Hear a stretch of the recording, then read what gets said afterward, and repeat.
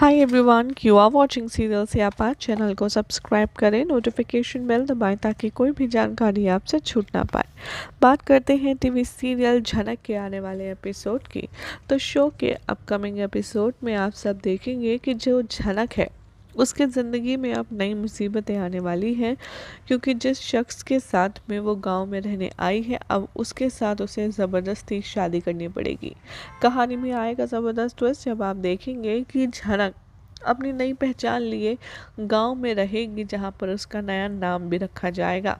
अब तक जिसे आप झनक के नाम से जानते हैं, अब आप लीप के बाद उसे नूतन के तौर पर देखने वाले हैं।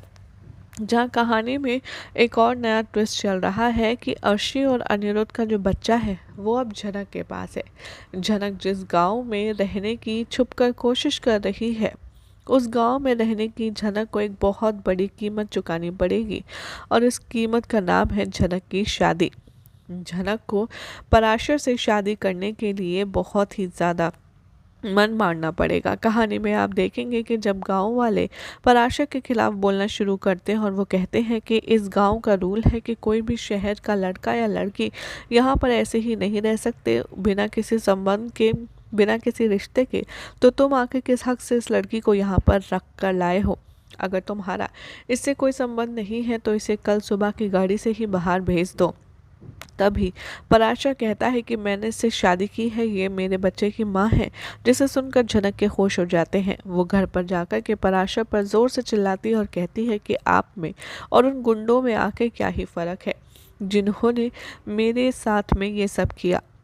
बस फ़र्क कितना है, उनका तरीका अलग था और आपका तरीका अलग है, लेकिन कर तो आप भी मेरे साथ वही रहे हैं। तभी पराशर उससे कहता है कि तुम यहाँ पर कोशिश भी मत करना मुझे उन लोगों से कंपेयर करने की।